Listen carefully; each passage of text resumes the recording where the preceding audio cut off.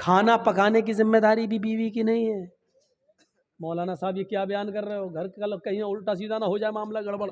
अगर वो नहीं पकाती है तो आप उससे ज़बरदस्ती नहीं पकवा सकते हैं, और खाना आपको खिलाना पड़ेगा। खुद पकाओ खिलाओ या होटल से लाओ खिलाओ, लेकिन वो खिला देती है और पका देती है। बीवी से जब मिलते हो, हम बिस्तरी करते हो, तो जो बच्चा पैदा होता है वो बच्चा किसका है? कहा मेरा। उसको नहलाने और धुलाने की जिम्मेदारी किसकी है? कहा मेरी। बीवी जो आपके बच्चे को दूध पिला रही है, ये उसकी ड्यूटी नहीं है दूध पिलाना। पिला देती है, अगर वो दूध पिलाने का पैसा आपसे मांगे तो आपको देना पड़ेगा, लेकिन फिर भी वो पिला देती है बेचारी फ्री में। ये किसकी जिम्मेदारी है दूध पिलवाने की? कहा मेरी। कहा यार, जब वो हमारे बच्चे को नहला देती है, धुला देती है, लैट्रिन करा देती है, उसके गंदगी को साफ कर देती है, उसको दूध पिला देती है, तो क्या तुम इतना भी नहीं सुन सकते हो? कहा अमीरुल मोमिनीन, अच्छा हुआ ये मुझे बताया, ये बात कहीं मेरी बीवी को मत बता दीजिएगा, वरना रोटी भी हम ही को पकाना पड़ेगी। ठीक है मैं सुनूंगा। फिर हजरत उमर फारूक ने कहा सुनो, तुमने अल्लाह के रसूल की हदीस नहीं सुनी? नहीं सुनी? फ़इन्ना खुलिक़्ता मिन ज़ुलैन, खुलिक़त मिन ज़ुलैन, औरत आदम की बाएं पिसली से पैदा हुई है, और पिसली का ऊपर वाला हिस्सा, ये ऊपर, ये टेढ़ी होती है। टेढ़ी पिसली कैसी होती है? ये वाली पिसली आप निकालिए बाएं तरफ की, ऐसे निकलेगी, ये पिसली है। अल्लाह के नबी कहते हैं कि ये आदम की पिसली से पैदा है बाएं, और पिसली टेढ़ी होती है। फ़इन ज़हब्ता तुक़ीमुहु कसरतहु, अगर तुमने इस पिसली को सीधा करने की कोशिश की तो पिसली सीधी नहीं होगी। ऐसे करोगे यहां तक हो जाएगी, बस ये टूट जाएगी, सीधी नहीं होगी। फ़इन ज़हब्ता तुक़ीमुहु कसरतहु, अगर तुमने पिसली को सीधा किया तो तोड़ दोगे, और अगर ऐसे ही छोड़ दिया तो टेढ़ी रहेगी। अब बताओ, टेढ़ी रखना बर्दाश्त है या तोड़ना बर्दाश्त है? नहीं, टेढ़ी रखना सीधा है, सही है। तोड़ने का मतलब तलाक, यानी औरत तलाक ले लेगी, ये गवारा है, लेकिन तुम चाहो कि सुधर जाए, पूरी नहीं सुधरेगी। ये याद रखना। मेरी बहनें बुरा मान रही हो कि हमको इतना बुरा कह रहा है। मैं क्या कह रहा हूं, अल्लाह के नबी ने फरमाया। अल्लाह के रसूल को भी सुनना पड़ती थी। एक बार हजरत आयशा सिद्दीक़ा नाराज हो गई, और अल्लाह के नबी खजूर लेके उनके पास बैठे, आयशा खाओ, और वो नाराज है, कहती नहीं खाऊंगी, भूख नहीं है, चेहरा फेर ले आओ। अल्लाह के रसूल इधर आ गए, जहां चेहरा था उनका उधर आ गए। हम लोग होते तो क्या करते? खाओ, लो, नहीं खाएंगे, चेहरा ऐसा कर लिया, नहीं भूख नहीं। खा रही कि नहीं खा रही, नखरे दिखा रही है, खा, एक तो मना रहा हूं। हम लोग उधर नहीं जाएंगे। अल्लाह के रसूल ने उधर आ गए, खाओ आयशा खाओ। मैंने कहा ना मुझे भूख नहीं है, फिर चेहरा घुमा लिया, आप फिर उधर आ गए। आयशा नहीं, ज्यादा नहीं, चलो खाओ, गुस्सा थूको, बिस्मिल्लाह, अल्लाह के नाम से शुरू करो, चलो अल्लाह का नाम लो, खाओ। हजरत आयशा भी जानती थी ज्यादा नहीं कहलवाना चाहिए। 2 बार कहलवाया, तीसरी बार मौका नहीं दिया, लेकिन तंज मार दिया। खजूर उठा के कहते खाओ, ऐसे बिस्मिल्लाह, अल्लाह का नाम लेके खाओ। इससे पहले कि मैं अपने बाप का नाम लेके खाती थी, अल्लाह ही का नाम लेके खाती थी, ये कहा और खाना शुरू कर दिया। ये थी मियाँ बीवी की नोक झोंक, कोई बुरी बात नहीं। लेकिन मनाने का स्टाइल देखो, ले खाओ, नहीं, हम लोगों की तरह नहीं, दिखा, नखरे मत दिखा, चल खा ले, मना रहे ना भी। अल्लाह के रसूल ने ऐसा कभी नहीं कहा, लो आ गए उधर। ये होता था। हजरत उमर ने कहा, अगर अल्लाह के नबी ने कहा अगर तुम इसको सीधा करोगे तो टूट जाएगी, और ऐसे ही छोड़ दोगे तो टेढ़ी रहेगी। यानी कुछ टेढ़ापन मंजूर कर लो, औरत के अंदर कुछ कमियां हैं बर्दाश्त कर लो, लेकिन सीधा करने की कोशिश करोगे तो टूट जाएगी, तलाक हो जाएगी। कितनी बेहतरीन चीज बताई। वानफिक़ अला अयालिक, अपने बीवी बच्चों पर खर्च करो, हैसियत के मुताबिक, इस्तिताअत के मुताबिक। औरत को भी चाहिए कि अपने शौहर की का मामला देखे, बेचारा बिजनेस करता है या रिक्शा चलाता है या मजदूरी करता है, उसी हिसाब से वो अपने शौहर से अपने खर्च का मुतालबा मांगे, ज़्यादा मुतालबा वो ना करे। ये कितनी चीज़ें हो गई? 8। और नवी चीज़, हाँ ये थोड़ी सी सख्त है, वला तरफ़उ अन्हुम असाक अदबन, अपने बीवी और बच्चों के ऊपर से डंडा मत उठाओ। अदब सिखाने के लिए लाठी डंडा रखे रहो, यानी कभी कभी मारने की जरूरत पड़ सकती है, हल्की फुल्की मार मार सकते हो, हल्की फुल्की मार। वो भी कब? बता दिया कि जब वो तुम्हारे बिस्तर पर किसी ऐसे आदमी को आने दें जिसका आना तुम्हें पसंद नहीं है, यानी बिस्तर तुम्हारा और गैर मर्द को वो अपने बिस्तर पे बुलाएं, तब तुम अपनी बीवी को मार सकते हो, लेकिन हल्की मार, इतनी नहीं कि जब पंचायत बैठे तो पीठ खोल के दिखाए, देखो कितने दाग पड़ गए, इतना मारा पीठ सूज गई, इतनी मार नहीं। वो भी एक बात पर बस, कब? जब वो तुम्हारे बिस्तर पर किसी गैर मर्द को बुलाएं। मेरा मतलब आप समझ रहे होंगे, यानी आपको छोड़कर किसी गैर मर्द से ताल्लुक कायम कर लें, तब आप अपनी बीवी को मार सकते। उस वक्त भी तलाक मत दीजिए, उस वक्त भी समझाइए, मार मारिए हल्की, ताकि वो सुधर जाए। बिस्तर अलग कर दीजिए, कमरा अलग कर दीजिए, लेकिन घर में ही रखिए आप उसको। हो सकता है अल्लाह ताला फिर मोहब्बत पैदा कर दे मेरे भाइयों। और इसके बाद भी नहीं सुधरती है, तब तलाक की नौबत आती है। ये 9 चीज़ें हो गई हैं। वला तरफ़अनहुम असाक अदबन व अख़िफ़हुम फ़िल्लाह, और अपने बीवी बच्चों को अल्लाह से डराते रहो। अल्लाह के नबी ने अपनी बीवी बच्चों को अल्लाह से डराया। या फातिमा बिन्त मुहम्मद अनक़ज़ी नफ़्सकी मिनन नार, मेरी बेटी फातिमा दुनिया में अमल कर, ये मत समझना कि तेरा बाप नबी है तुझे अल्लाह के अज़ाब से बचा लेगा, नहीं, दुनिया में अमल कर, तेरा बाप क़यामत के दिन कोई काम नहीं आएगा।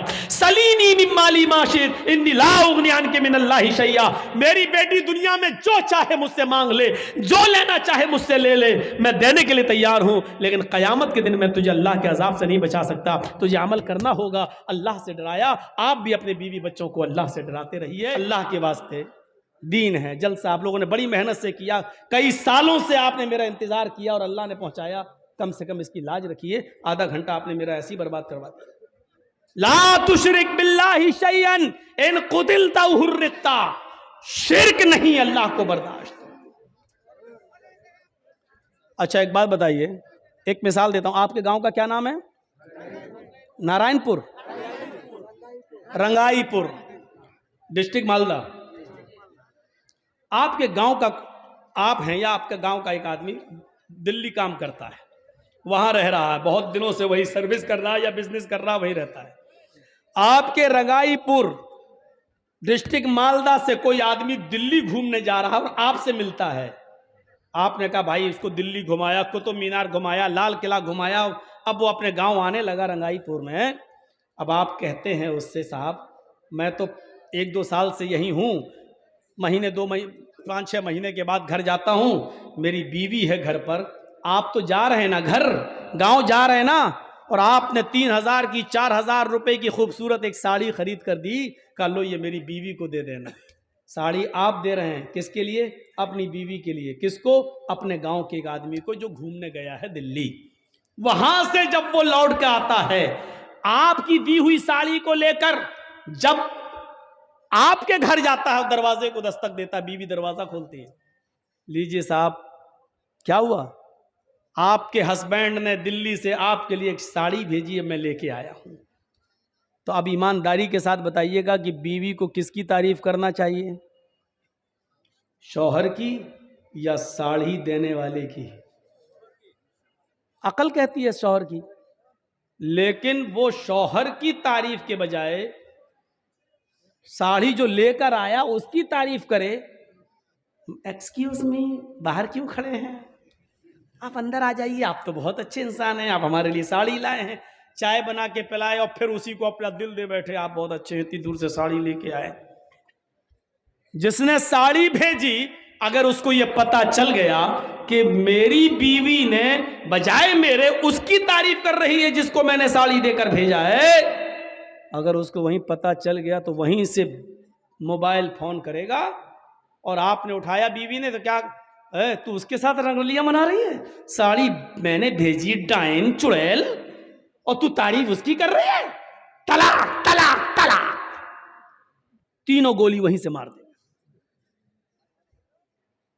आप अपनी बीवी की इतनी सी बेगैरती बर्दाश्त नहीं कर सकते, आप अपनी बीवी की इतनी सी बेगैरती बर्दाश्त नहीं कर सकते, फिर वो अल्लाह इतनी बड़ी बेगैरती कैसे बर्दाश्त कर ले कि रहमे मादर में पानी के कतरे से बच्चे की उंगली में बनाऊं, उंगलियों के पोर में बनाऊं, हाथ में बनाऊं, पैर में बनाऊं, आंखें में बनाऊं, कान में बनाऊं, दिमाग में हजारों तारों का कनेक्शन डाल कर दो, चमकती हुई ट्यूबलाइट आंखों की शक्ल में मैं दूं, जहां हवा ना पहुंच सकती हो उस अंधेरी कोठरी में 9 महीने बच्चे की जिंदगी को मैं सलामती बख्शूं, उसको सुरक्षा मैं दूं। तेरी माँ खाना खा रही थी और अल्लाह ताला तुझे तेरी माँ के पेट के अंदर तेरा पेट बना रहा था। तेरी माँ सो रही थी, अल्लाह तेरी माँ के पेट के अंदर तेरी आंखें बना रहा था। तेरी माँ खाना बना रही थी और अल्लाह ताला तेरी माँ के पेट के अंदर तेरे कान बना रहा था। तेरी माँ चल रही थी, तेरी माँ शादियों में थी, तेरी माँ ये सब काम कर रही थी और अल्लाह अपना काम कर रहा था। अयहसबुल इंसानु अन युतरका सुदा अलम यकुन नुतफतम मिन मनी युमना थुम्मा कान अलकतन फखलक फसव्वा फजअल मिनहु ज़ौजैन अज़्ज़कर वल उन्सा। ओ मेरे बंदे तू ही बता, उस पानी के कतरे को उंगली मैंने बनाया, पोर मैंने बनाया, हाथ मैंने बनाया, कोहनी मैंने बनाई, बाजू मैंने बनाया, घुटना मैंने बनाया, पिंडली मैंने बनाई, रीढ़ की हड्डी मैंने बनाई, दिमाग मैंने बनाया, आंखें देखने के लिए हमने दी, सुनने के लिए कान हमने दिए। और जब तेरी माँ के पेट से तू बाहर आया तो चीखने लगा कि अजमेर वाले ने दिया, बदायूं वाले ने दिया, कछोछा वाले ने दिया, फुलवारी शरीफ वाले ने दिया, दातागंज ने दिया, फरीदगंज ने दिया। जब तुम अपनी बीवी की एक छोटी सी बेगैरती बर्दाश्त नहीं कर सकते हो तो अल्लाह ये बेगैरती कैसे बर्दाश्त कर सकता है कि सब कुछ मैं करूं। तुम अपनी माँ के पेट में हो, अभी बाहर नहीं आए हो। बच्चे को बाहर आने के लिए सबसे पहले हवा की जरूरत है, इसलिए कि अभी तक वो माँ के पेट में अल्लाह उसको ऑक्सीजन पहुंचा रहा है, लेकिन जब वो बाहर आएगा तो उसको हवा की जरूरत है। ओ मेरे बंदे, तू अपनी माँ के पेट में था, बाहर आने से पहले मैंने हवा का इंतजाम तेरे लिए पहले कर दिया। ओह मेरे बंदे, तू अपनी माँ के पेट के अंदर था, तू अभी बाहर नहीं आया, तुझे आते ही भैंस का और गाय का दूध हजम नहीं हो सकता था, तेरा लीवर बहुत कमजोर था, तुझे बिल्कुल हल्के दूध की जरूरत थी, तू अभी बाहर नहीं आया। तेरे आने से पहले अल्लाह ने तेरी माँ की पिस्तान के अंदर दूध की नहर पैदा कर दी है। हाँ, उस पिस्तान में हल्के हल्के सुई की सुराख से भी, हल्के सुई की नोक से भी ज्यादा हल्के हल्के माँ की पिस्तान में जिस जगह बच्चा दूध को अपने मुंह में पकड़ता है उस हिस्से पर अल्लाह ने हजारों सुराख पैदा कर दिए, हजारों सुराख बना दिए। एक सुराख नहीं, हजारों सुराख हैं, इसलिए कि बच्चा जब पकड़ेगा मुंह तो एकदम इतना दूध ना आ जाए कि उतना दूध पीते ही उसका लीवर खराब हो जाए, क्योंकि उसका लीवर मजबूत नहीं है, इसलिए उसमें रुकावट की जरूरत थी। अल्लाह ने माँ की पिस्तान में इतने सुराख कर दिए कि बच्चा चाहे जितना जोर से दूध को चूसे इतना ही 1 बूंद या 2 बूंद ही आएगा, जो बच्चा आसानी से पेट में ले सकता है और उसका लीवर उसको आसानी से हजम कर सकता है। ये सारे काम रहमे मादर में मैं करूं और पैदा होने के बाद ये कह दो कि ये तो अजमेर वाले ने दिया, बदायूं वाले ने दिया, फला ने दिया, फला ने दिया। मेरे बंदे, यही शिर्क है जो मैं बर्दाश्त नहीं कर सकता। आए माज ला तुशरिक बिल्लाहि शैयन इन कुतिलता व हुर्रिकता। आए माज, अल्लाह के साथ कभी किसी को शरीक मत करना, चाहे तुम्हें कत्ल कर दिया जाए या जलाकर तुम्हें राख कर दिया जाए। ये इस्लाम की बुनियादी चीजों में से पहली चीज थी, इसलिए बता दिया कि शिर्क मत करना। अल्लाह को सब कुछ गवारा है लेकिन शिर्क गवारा नहीं है। सब कुछ मैं करूं, फिर मेरा नाम के बजाय किसी दूसरे का टाइटल, और टाइटल भी उसका जो इतने कमजोर, इतने कमजोर, इतने कमजोर कि इन्नल्लज़ीना तदऊना मिन दूनिल्लाहि लन यख़्लुक़ू ज़ुबाबन, कश्मीर से कन्याकुमारी तक, बरेली से बगदाद तक सब मिल जाएं तो एक मक्खी भी पैदा करने की ताकत नहीं रखते। कमजोर हैं तो इतने, और तुम उनको कहो कि इसने दिया। कमजोर हैं तो इतने कि मक्खी अगर कोई चीज लेके उड़ जाए तो ये मक्खी को पकड़कर उनसे जो चीज लेकर गई है उससे वो चीज वापस लेने की भी ताकत नहीं रखते। इतने कमजोर, और तुम उनका नाम लो, मेरा नाम हटाकर, मेरा टाइटल हटाकर, तो ये शिर्क अल्लाह रब्बुल आलमीन बर्दाश्त नहीं करता। पहली चीज। दूसरी चीज आइए, और यह हकीकत है, हिंदू धर्म की किताबें भरी पड़ी हैं इससे। न तस्य प्रतिमा अस्ति, उस ईश्वर की कोई प्रतिमा नहीं है, कोई मूर्ति नहीं है। नेह आकारम अस्ति, उसका कोई आकार नहीं है, चाहे कितना बना लो, राम की, लक्ष्मण की, हनुमान की, शंकर की मूर्ति चाहे कितना बना लो, कुछ भी कह लो, ओम निराकारम अस्ति, वो निराकार है, उसका कोई आकार है ही नहीं। न तस्य प्रतिमा अस्ति, दुनिया में कोई उसकी मूर्ति बना ही नहीं सकता, इसलिए कि उसकी कोई शक्ल है ही नहीं। फिर उसकी शक्ल कैसे बना सकते हो? लैसा कमिस्लिही शैउन, अल्लाह के मिसल कोई चीज है ही नहीं। वो तो नूर है, वो तो नूर है। कुरान भी यही कहता है, वेद भी यही कहते हैं। यचित्तियो यो पिम्मिम्मा नस्तस्मा देवी शोरीरीशा, उससे मांगो वही सब कुछ देने वाला है। नस्तस्मा देवी शोरीरीशा, उसके अलावा उसके अतिरिक्त कोई नहीं है जो तुम्हें कुछ भी दे सके। बल्कि देवीशो आया, कोई भी देवी देवता तुम्हें कुछ भी नहीं दे सकता। नस्तस्मा देवी शोरीरीशा, उस ईश्वर के, उस अल्लाह के अलावा कोई देवी देवता नहीं जो तुम्हें कुछ भी दे सके।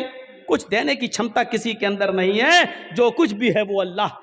इसीलिए अल्लाह के नबी ने फरमाया, अगर जंगल में तुम्हारा जूता टूट जाए और जूते के नीचे का तलवा तस्मा टूट जाए, तो जब मांगना हो तो जूते का तस्मा भी अगर मांगो तो अल्लाह से मांगना, इसलिए कि वही मजबूरों की मजबूरी में काम आता है, वही बेकसों की बेकसी में काम आता है, उसके अलावा कोई काम नहीं आता है। मेरे भाइयों, ये वेदों के मंत्र भी हमें ये बतला रहे हैं कि शिर्क अल्लाह ताला को बर्दाश्त नहीं। दूसरी चीज, मौजूदा हालात के तहत पहली चीज याद रखना, 5 चीजें अभी मैं गिना रहा हूं। पहली चीज हो गई है, मैं किसी को भी खड़ा करके पूछ सकता हूं कि कौन सी 5 चीजें हैं। 10 तो याद नहीं होंगी, 5 पहले। पहली चीज, शिर्क मत करना। दूसरी चीज, वला तउक़न्न वालिदैक व इन अमराका अन तख़रुज मिन अहलिक व मालिक। ये सुनने के बाद शायद बहुत से बच्चों पर यह बात नागवार गुजरे कि मौलाना, माँ बाप का दर्जा इतना बता दिया। अल्लाह के नबी फरमाते हैं, अपने माँ बाप की कभी भी नाफरमानी मत करना, अपने माँ बाप का दिल कभी मत दुखाना। आगे वाला जुमला सुनो, व इन अमराका अन तख़रुज मिन अहलिक व मालिक, अगर वो दोनों तुम्हें हुक्म दें कि तुम अपने अहलो अयाल को छोड़ दो और अपना मालो दौलत छोड़ दो, तो उनके हुक्म को मान लेना, यानी अपनी कमाई हुई दौलत छोड़ दो। और वो कहें कि घर से निकल जाओ तो घर से निकल जाना, लेकिन इसके बावजूद माँ बाप की नाफरमानी मत करना। इन जुमलों को देख रहे हैं आप? कोई बाप ऐसा नहीं होगा जो अपनी औलाद को अपने घर से निकाल दे और खुद अपनी औलाद से ये कहे कि अपनी बीवी को तलाक दे दे। ऐसे बहुत कम लोग होंगे कि माँ बाप जो अपने बच्चों का घर बिगड़वा दें। लेकिन हजरत इब्राहिम अलैहिस्सलाम ने इस चीज को जिंदा करके दिखाया था। जब वो अपने बेटे इस्माइल से मिलने गए और इस्माइल अलैहिस्सलाम ने कोई शादी कर रखी थी दूसरे इलाके के अंदर, लेकिन उनकी बीवी नाशुक्री कर गई। इब्राहिम अलैहिस्सलाम ने दरवाजा खटखटाया तो इस्माइल अलैहिस्सलाम घर में मौजूद न थे। उनकी बीवी ने दरवाज़ा खोला, पहचान नहीं पाई ये कौन है। पूछा जी कौन? कहा ये इस्माइल का घर है जी। वो कहाँ गए? जंगल में गए शिकार के लिए। अच्छा, तुम उनकी बीवी हो? हाँ। घर में गुजर बसर कैसा चल रहा है? बहुत बुरा चल रहा है। सुबह खा लो तो शाम को नहीं मिलता, शाम को खा लो तो सुबह नहीं मिलता। इतनी सी बात कही थी। मेरी माँ बहनें सुने, ये बात उनके मतलब की है। सुने, अगर मेरी उर्दू समझ में आ रही है तो वैसे आना चाहिए, टीवी के सीरियल देखती हैं हिंदी वाले तो आना चाहिए। हमसे यूपी में एक मीडिया वाले ने पूछा कि मौलाना आप तो हिंदी उर्दू बोलते हो, तो बंगाल में आपकी तकरीर लोग कैसे समझ जाते हैं? मैंने कहा बंगाल से ज्यादा तो मेरी बात कहीं समझने वाले हैं ही नहीं, कैसे समझ जाते हैं? ये बात कैसे कह रहे हो? मैंने कहा देखिए, मैंने चुनाव में एक ही इशारा किया था, बड़े नुकसान से बचने के लिए छोटा नुकसान करना पड़े तो कर दो। बंगाल वालों ने समझ लिया और एक तरफा वोट डाल दिया। एक तरफा वोट। तो जितनी बात बंगाल के लोग हमारी समझते हैं उतना तो कहीं नहीं समझते। यूपी में देखो कैसी खींचातानी चल रही है। अभी देखिए, पूरा खेल खेला जा चुका है, बिसात बिछाई जा चुकी है। खुद मोदी को आस्तीन के सांप मिल चुके हैं। हमारे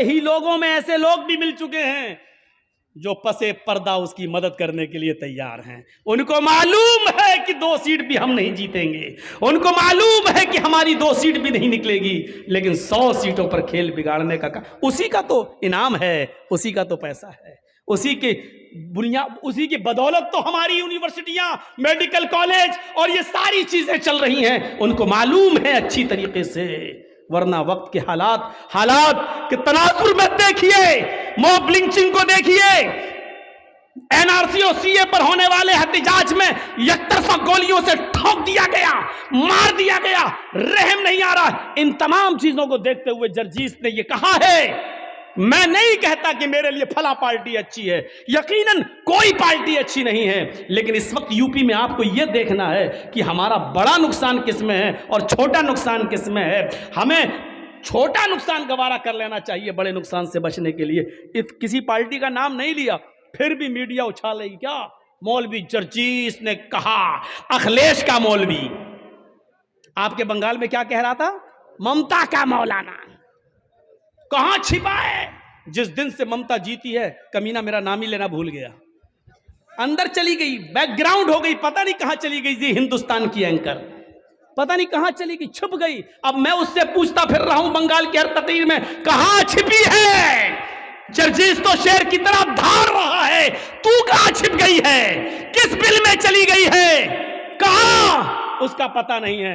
अब यूपी में खेल बिगाड़ने की कोशिश होगी और जो चीज हमने बोली भी नहीं है वो दिखाई जाएगी वहां।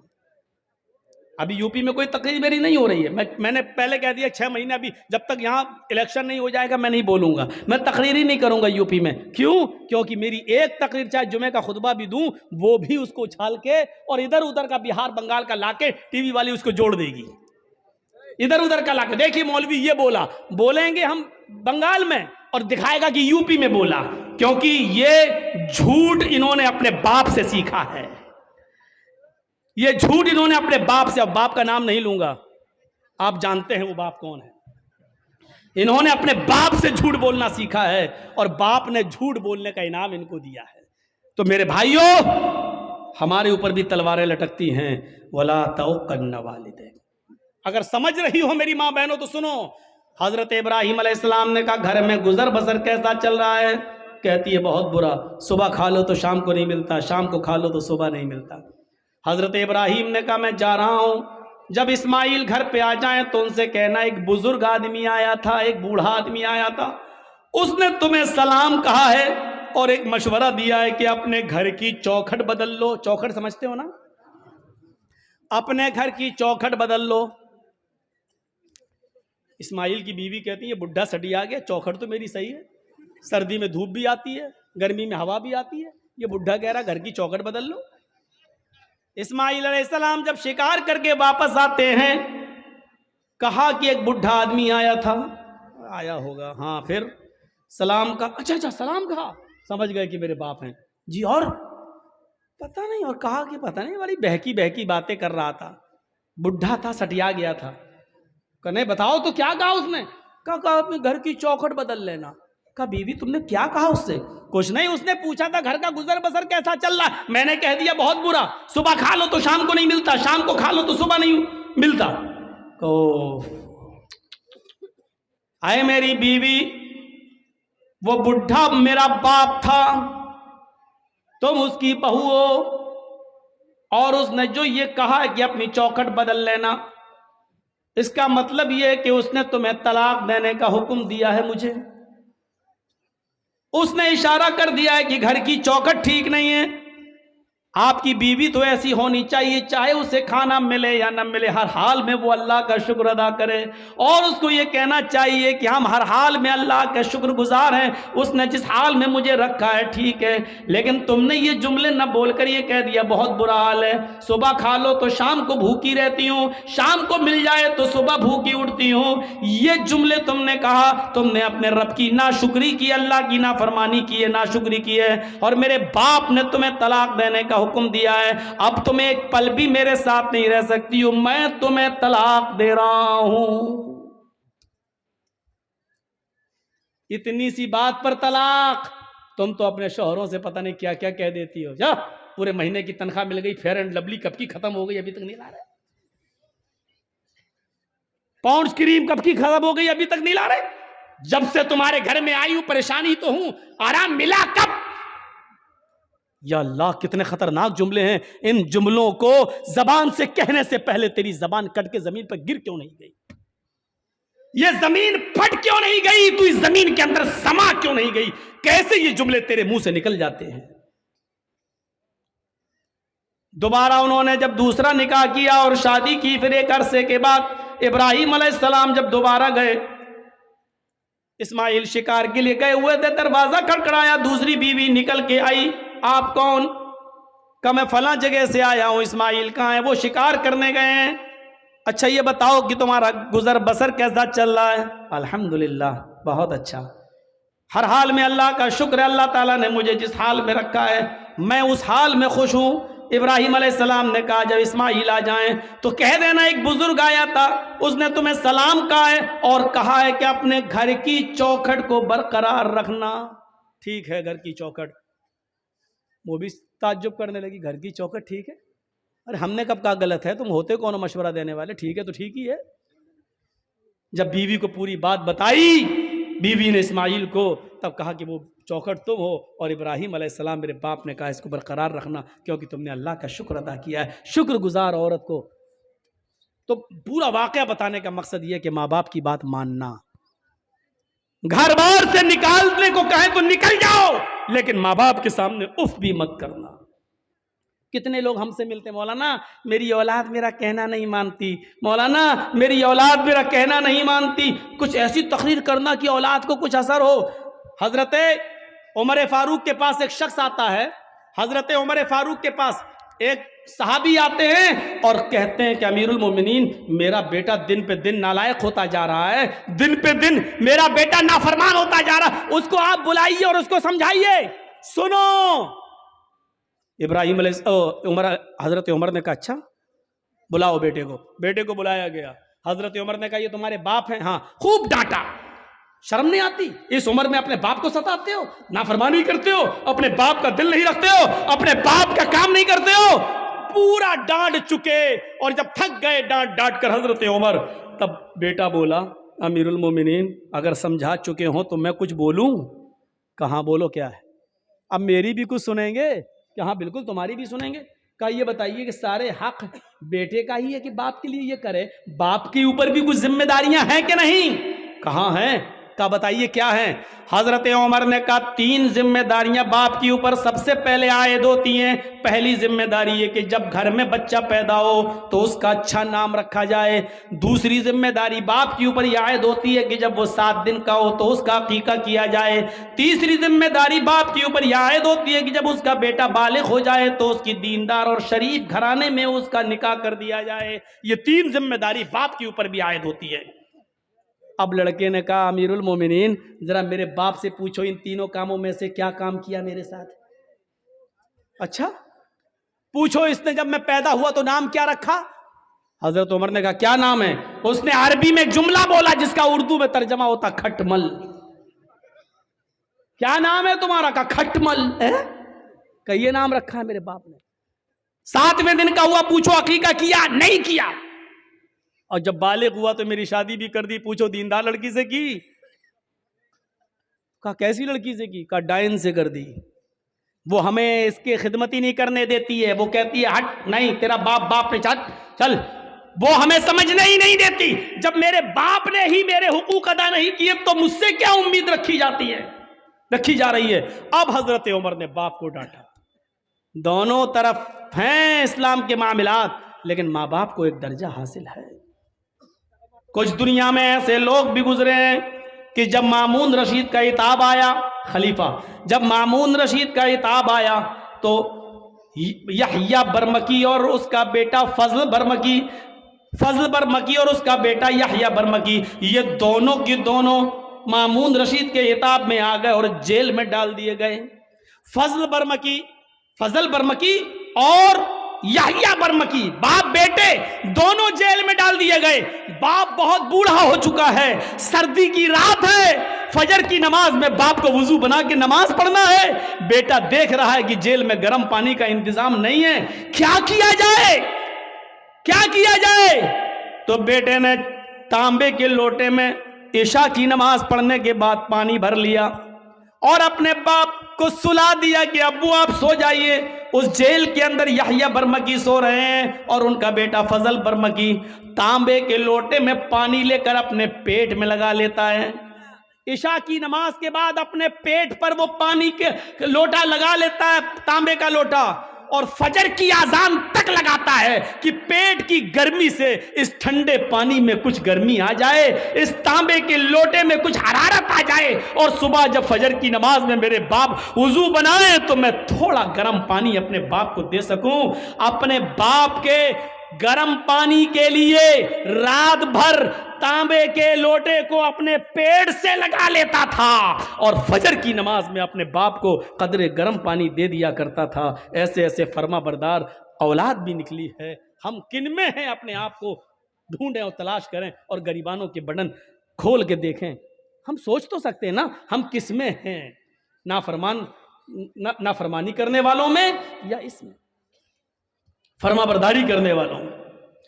वक़दा रब्बुका अल्ला ताबुदू इल्ला इय्याह व बिल वालिदैनि इहसाना, अल्लाह के अलावा इबादत किसी की नहीं और इबादत के फौरन बाद माँ बाप के साथ एहसान करो।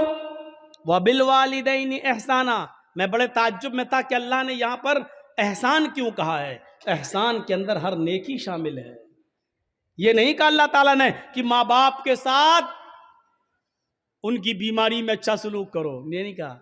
ये नहीं कहा कि उनको खिलाओ, ये नहीं कहा, क्योंकि अगर कह देता खिलाओ तो एक ही माना होता। लेकिन अल्लाह ने क्या कहा, वबिल वालिदैनि एहसाना, एहसान करो। एहसान का मतलब अगर उनको दवा की जरूरत है तो दवा ला कर दो। अगर वो कमर के दर्द के शिकार है, बिस्तर पे लेटे रहते हैं, उन्होंने कहा कि बेटे मुझे ज़रा बाहर बैठने का दिल कर रहा है, तो अपनी पीठ पर लाद कर उनको घर के बाहर उनको हवा खिलाओ, बिठाओ। अगर उनका दिल कहता है कि बेटे मुझे फला जगह लेके चलो, तो उनको अपने कंधे पे उठाकर उधर भी लेके जाना पड़ेगा। नेकी, एहसान में हर नेकी शामिल है, हर नेकी, जिस चीज की भी जरूरत है।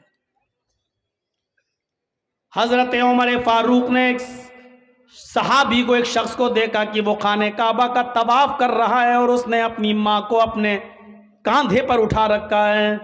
हजरत उमर फारूक ने उसको देखकर मुस्कुराया, फरमाया तुमने जन्नत कमा ली, तुम अपनी माँ को तवाफ करा रहे हो इस हाल में कि तुम्हारी माँ लंगड़ी है और आंखों से अंधी है। तुमने अपनी माँ को तवाफ कराया, अपनी गोद में लाद कर उसको खाने काबा का तवाफ करा रहे हो, तुमने जन्नत कमा ली। अपनी माँ को तवाफ कराने वाला सहाबी क्या कहता है, अमीरुल मोमिनीन, क्या मैंने अपनी माँ का हक अदा कर दिया? मैं अपनी माँ का पेशाब पायखाना धोता हूँ क्योंकि आंखों से अंधी है, पैरों से लंगड़ी है। मैं अपने माँ का पेशाब पायखाना साफ करता हूँ, इसके कपड़े भी धोता हूँ। मेरी माँ ने तब उम्रा करने की गर्ज से मुझसे गुजारिश की है, तो मैंने उसका तवाफ कराया और अपने कंधे पर लाद कर इसको तवाफ करा रहा हूं। क्या मैंने अपनी माँ का हक अदा कर दिया? हजरत उमर मुस्कुरा कर कहते हैं, अपनी माँ के हक की अदायगी की बात करता है। तेरी माँ जब तुझे पैदा कर रही थी, तुझे जन रही थी, तुझे अपने पेट से बाहर निकाल रही थी और उसको जनते वक्त पैदा करते हुए जो तकलीफ एक औरत को होती है, जब उसको वो तकलीफ हो रही थी और उसके मुंह से जब पहली चीख निकली, आह, जब तू अपने माँ के पेट से बाहर आ रहा था और दर्द की वजह से जब तेरी माँ कराई, चिल्लाई, उसने कितनी चीखें मारी है मुझे पता नहीं, उसने कितनी आवाजें दी है मुझे पता नहीं, लेकिन दर्द की पहली आवाज जो उसके मुंह से निकली, आए मेरे दोस्त, अभी तो तूने अपनी माँ की उस पहली आवाज का भी हक अदा नहीं किया, उसकी पूरी जिंदगी का तू हक क्या अदा करेगा? अभी तो तूने अपनी माँ के पैदा करते वक्त होने वाली तकलीफ की पहली दर्द की आवाज का भी हक अदा नहीं किया। आदमी अपनी माँ के लिए कितना भी कर ले, लेकिन अपनी माँ का हक अदा नहीं कर सकता है। नहीं, मुमकिन ही नहीं है कि वो अपनी माँ का हक अदा कर ले। तो दूसरी चीज, वला तउक़न्न वालिदैक व इन अमराका अन तख़रुज मिन अहलिका व मालिक। तीसरी चीज पर नजर डालिएगा, हमारे मुआशरे के अंदर ये आम हो चुकी है, वला तत्रुकन्ना सलातन मक्तूबतन मुतअम्मिदन फइन्न मन तरका सलातन मक्तूबतन मुतअम्मिदन फ़क़द बरिअत मिन्हु ज़िम्मतुल्लाह। आए माज, फर्ज नमाज कभी भी कसदन जानबूझकर मत छोड़ना। फर्ज नमाज क्या बोलूं, कहां से शुरू करूं और कहां पे खत्म करूं? नमाज के सिलसिले में हमारी सोसाइटी, हमारा समाज क्या है? समाज के अंदर बहुत जल्दी मीटिंग हो जाती है, फलां लड़की को फलां लड़के ने गांव में छेड़ा है, पंचायत बैठ जाती है, इतना रुपया जुर्माना दो या शादी, सजा मुतय्यन हो जाती है, पंचायत बैठ जाती है। वाह रे गांव के पंचायतियों, मुबारकबादी के लायक हो तुम। लेकिन दिल पे हाथ रख के बताना, जिसने आपके मोहल्ले में फजर की नमाज न पढ़ी हो, उसके लिए तुमने कौन सी पंचायत की है? असर की नमाज के वक्त वो अपने खेत में खेत जोत रहा था, तुमने उसके लिए कौन सी पंचायत की है? और अगर नमाज छोड़ने पर पंचायत नहीं कर सकते हो, तो फिर लड़के और लड़की के मामले में लेके भाग गया या जिना कर लिया और उसके लेके पंचायत, इतने रुपए जुर्माना दे लड़के वाला, तुमने फलां की लड़की की जिंदगी बर्बाद कर दी। वाह साहब, लड़की की जिंदगी बर्बाद, लड़का। मैंने कोर्ट के अंदर एक बहस में लेडी वकील की ये बहस सुनी है अपने कानों से, कि जब वो लेडी वकील लड़के का मुकदमा लड़ रही थी और लड़के का मुकदमा जेंट्स वकील लड़ रहा था, लड़की का मुकदमा जेंट्स वकील और लड़के का मुकदमा लेडी। लेडी वकील बचा रही थी लड़के को और जेंट्स जो वकील था वो सजा दिलवाना चाह रहा था। तो उस वकील ने, जो लेडी थी, वो सुई लेकर आई थी, सुई और धागा, और उसने कहा, जज साहब देखिए ये धागा मैं सुई में डाल रही हूं। उस बहस में हम शामिल थे, देख रहे थे, सुन रहे थे। ऐसे जब धागा सुई तक ले जाती थी और सुई को ऐसे कर लेती थी, देखिए साहब धागा सुई में नहीं जा रहा है ऐसे। तो जज मुस्कुरा के कहता है, मैडम आप सुई तो हटा लेती हैं तो धागा अंदर जाएगा कैसे? कहा, जज साहब अब आपको फैसला कर देना चाहिए, जब लड़की खुद अपने आप को अगर बचाने लगे तो लड़का उसके साथ रेप कर कैसे सकता है? मेरे कहने का मकसद यह है कि लड़के की रेप की जुर्रत तभी होती है जब लड़की की तरफ से उसको इशारे मिलते हैं, उसको मौके मिलते हैं, उसको अवसर मिलते हैं, उसको टाइम मिलता है, उसको जगह मुतय्यन की जाती है। उस वक्त जिना कह लो या रेप कह लो या ये कह लो कि जिना बिर रजा। और फिर जब उस लड़का लड़की से शादी के लिए मना कर देता है तो लड़की इसी रजामंदी के साथ किए हुए जिना को रेप में चेंज कर देती है, रेप में बदल देती है मेरे भाइयों। और जज को फैसला सुनाना पड़ा और लड़के को बाइज्जत बरी करना पड़ा।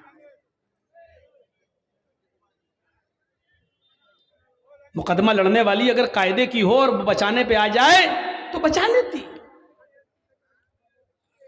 हम कहां से शुरू करें नमाज का मामला? दो तीन बातें बता दूं, यहीं से अंदाजा लग सकता है कि नमाज का मामला क्या है। अब्दुल्ला इब्न बाज, शेख इब्न बाज से मसला पूछा गया।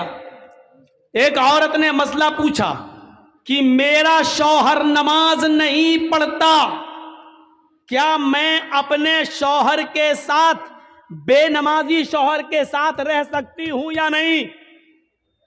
शेख इब्ने बाज ने कहा कि उसको तुम नसीहत करो, उसको तुम समझाओ। 3 दिन, 10 दिन, 20 दिन, 1 महीना, अगर वो मान जाए और नमाज पढ़ने लगे तो ठीक।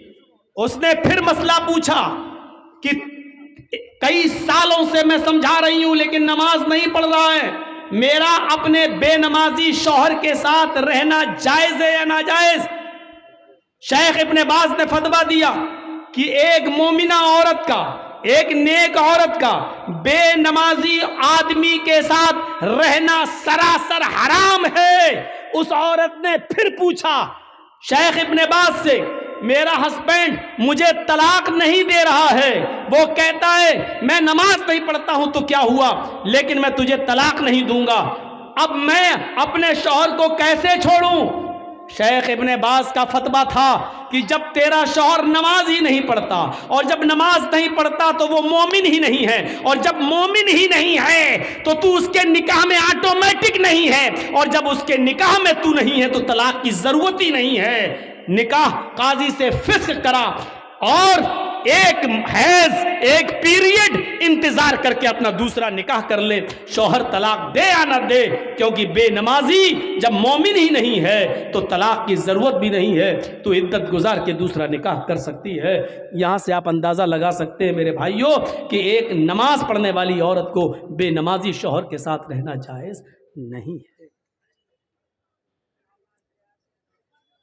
यहां से आप अंदाजा लगाएं। बेनमाजी अगर मर जाए तो उसकी नमाज जनाजा भी जायज नहीं है। बेनमाजी अगर मर जाए तो उसको मुसलमानों के कब्रिस्तान में दफन करना भी जायज नहीं है। चल रहा है, चल रहा है। हमारा समाज इस पर क्या एक्शन लेता है सोचिए आप। नमाज तो एक ऐसा मामला है कि हजरत अली ने जिसको काजी बनाया था, काजी शुरैह जिसका नाम था, बहुत बड़े काजी थे। इनका बेटा एक मदरसे में पढ़ता था। एक बार ये नाई की दुकान पर गया, नाई, बार्बर, हज्जाम, बाल बनवाने लगा। इसी बीच असर की अजान हो गई। जब बाल बनवा के आया तो जमात हो चुकी थी। सलाम फेर दिया, अस्सलाम वालेकुम रहमतुल्लाह। ये जल्दी से आया, वुजू बनाया, और वुजू बनाने के बाद इसने अकेले नमाज पढ़ ली। लेकिन मदरसे के टीचरों ने देखा कि इसने जमात के साथ नमाज नहीं पढ़ी, ये बाद में आया और अकेले नमाज पढ़ रहा। नमाज पढ़ी उस बच्चे ने, लेकिन बाद में पढ़ी। मदरसे के टीचर ने, मदरसे के उस्ताद ने काजी साहब को लेटर लिखा, काजी साहब आपके बेटे ने नाई की दुकान पर बाल बनवाने में इतना टाइम लगा दिया कि जब बाल बनवा कर आया तो असर की नमाज की जमात हो चुकी थी, उसने बाद में अकेले नमाज पढ़ी है। मदरसे का मैनेजमेंट कमेटी क्या सजा दे आप मुतय्यन करिए। मैं मदरसे का मैनेजमेंट कमेटी का मेंबर हूं, लेकिन आप काजी हैं, आप बताइए कि आपके बेटे को क्या सजा दी जाए। काजी साहब ने जो सजा दी सुनिए वो क्या था। एक मोटा डंडा भेजा, एक मोटा डंडा भेजा और एक लेटर लिखा, और लेटर में लिखा हुआ था मदरसे की मैनेजमेंट कमेटी को ये मैं ऑर्डर देता हूं कि मेरे बेटे को इस मोटे डंडे से इतना मारो, इतना मारो, इतना मारो, जब तक ये डंडा टूट कर 3 टुकड़े ना हो जाए उस वक्त तक इस डंडे से मेरे बेटे को पीटते रहो। जब ये डंडा 3 टुकड़े हो जाए तो मेरे बेटे को पीटना छोड़ देना। और उसका खाना पानी बंद करके कमरे में बंद कर देना। अगर वो तौबा कर ले और इसरार करे कि आइंदा मैं कभी, इकरार करे कि आइंदा मैं कभी इतने तंग वक्त में बाल नहीं बनवाऊंगा, या कोई तंग वक्त में टाइट शेड्यूल में मैं नमाज का वक्त करीब हो तो मैं कोई दूसरा काम नहीं करूंगा, अगर इस बात का इकरार करे तो छोड़ देना, वरना भूखा प्यासा अगर मरता है तो मर जाने देना। यह काजी का फैसला है अपने बेटे के बारे में, काजी शुरैह का। हम अपनी नौजवान नस्ल को एंड्रॉयड मोबाइल उनके हाथों में दे देते हैं और समझते हैं कि मेरा बेटा फजर में जमात के साथ नमाज पढ़ेगा। जो आपका बेटा रात के 12 बजे तक 2 GB मिलने वाले नेटवर्क को खत्म करने में रात गुजार देता हो, आप अपने उस बेटे से ये उम्मीद रखते हैं कि वो फजर की नमाज जमात के साथ अदा करेगा। इन सर्दियों की रातों में ऑनलाइन पढ़ाई के बहाने आपकी बेटियां मोबाइल इस्तेमाल करके व्हाट्सएप और फेसबुक यूज कर रही हैं, और आप ये उम्मीद रखते हैं कि हमारी बेटियां बापर्दा और बाहया हो जाएंगी, नकाब लगाएंगी, खुशबू से पाक साफ रहकर बाजार में या अपने मायके या कहीं और जाएंगी। ये आप आज के इस दौर में उम्मीद लगा रहे हैं तो बेकार है। अगर आपने अपनी बेटी को एंड्रॉयड मोबाइल दे रखा है, फेसबुक और मैसेंजर और व्हाट्सएप अगर वो चला रही हैं, तो याद रखिएगा आप अपनी बेटी पर भरोसे के लायक नहीं हैं। आपकी नजर में आपकी बेटी कितनी पाक साफ हो, लेकिन आपको अपनी बेटी पर भरोसा नहीं करना चाहिए, एतमाद नहीं करना चाहिए, इसलिए कि व्हाट्सएप और मैसेंजर और फेसबुक चलाने वाली लड़की का एतबार नहीं किया जा सकता है। आज के इस दौर में जब हजरत आयशा सिद्दीका के ऊपर तोहमत लग सकती है, हजरत आयशा सिद्दीका इल्जाम से अपने आप को नहीं बचा सकती हैं, तो हमारी बेटियां उनसे ज्यादा पाक दामन तो नहीं है, हमारी बच्चियां उनसे ज्यादा नेक तो नहीं है। जब मुनाफिकों ने, झूठों ने, जब कजरुओं ने और दिल के गंदे लोगों ने अम्मा आयशा को नहीं छोड़ा, तो हमारी बेटियों को कैसे छोड़ेंगे?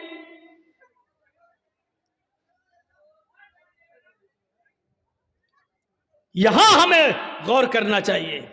हजरत जकरिया अलैहिस्सलाम को देखो, मरियम अलैहिस्सलाम को देखो, सूरह मरियम पढ़िए। वो मेहराब में मस्जिद के अंदर है और हजरत मरियम के पास बेमौसम फल आ जाता है।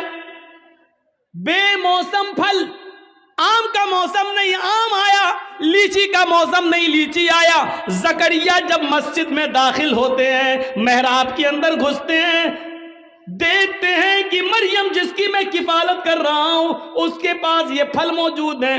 अरे ये आम का तो मौसम नहीं है, आम कहां से आया? ये लीची का मौसम नहीं है, लीची कहां से आई? तो चीख पड़े, अन्ना लके हाजा, आए मरियम मैं तेरी क्लास ले रहा हूं, आए मरियम मुझे साफ साफ जवाब दे, ये बेमौसम फल तेरे पास कहां से आए हैं?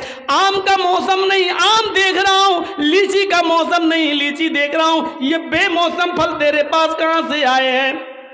वो मरियम जिसकी पाक दामनी की गवाही अल्लाह ताला ने दी है कि हमने मरियम को बगैर शौहर के बेटा दिया, ईसा बगैर बाप के हमने पैदा किया, वो मरियम जिनके पाक और साफ होने का ऐलान अल्लाह ताला ने किया है, कुरान में जिनको पाक दामन बताया है, उस मरियम की क्लास जकरिया ले रहे हैं कि बता मेरी बेटी, ओ बता मेरे लख्ते जिगर, ये तेरे पास कहां से आया है? किस लड़के ने दिया है? कौन है जिससे तेरे कॉन्टेक्ट है, जिससे तेरे ताल्लुकात हैं?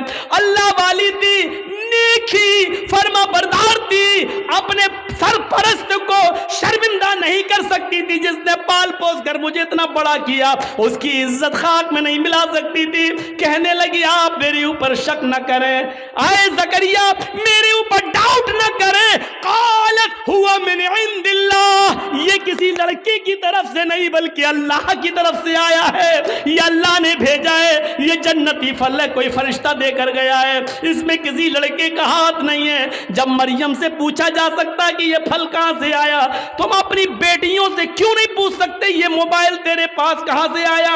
इसमें तो 10 रुपए का बैलेंस था, आज इसमें 3 महीने का नेट पैक कैसे पड़ा है? इसमें तो तेरी अम्मा और खाला का नंबर था, इसमें 5 नंबर और कहां से आए हैं? क्या आप अपनी बेटियों से ये सवाल नहीं कर सकते हो? तुम स्कूल तो ड्राइवर के साथ गई थी, फिर आई हो किसके साथ आई हो? अकेले कैसे आई हो? तुम्हारा भाई तुम्हें स्कूल छोड़ने गया था, फिर तुमने भाई का आने का इंतजार क्यों नहीं किया? अकेले कैसे चली आई हो? ये घर से किताब 3 लेके गई थी, ये 5 किताबें तुम्हारे पास कहां से आई है? ये सारे सवालात की जिम्मेदारी एक बाप की बनती है, जो अपनी बेटी से पूछे, अपनी औलाद से पूछे। और अगर तुम ऐसा नहीं कर सकते हो तो तैयार रहो, हमारी बेटियां कल आरएसएस के गुंडों से निकाह करने के लिए तैयार हैं, इसलिए कि ये प्लानिंग हो चुकी है कि मुस्लिम लड़कियों को स्कूलों में जगा दो और हिंदू लोगों से कह दिया गया खुल के प्यार करो, कोर्ट मैरिज करो, इनको निकाह के बंधन में बांधो और 2-4 बच्चे पैदा करके बच्चे अपने पास रख के औरत को दर दर की ठोकर खाने के लिए मजबूर कर दो, उसको निकाल दो। अगर आप अपनी बेटियों की निगरानी नहीं कर सकते हो तो तैयार रहो, आपकी बेटियां गैर मुस्लिमों के साथ निकाह करने के लिए तैयार हैं। 10,000 से ज्यादा एप्लीकेशन कोर्ट में मौजूद हैं मुस्लिम लड़कियों की, जिसमें यह कहा गया है हमें अपनी मर्जी से हिंदू लड़कों के साथ निकाह करने के लिए तैयार हैं।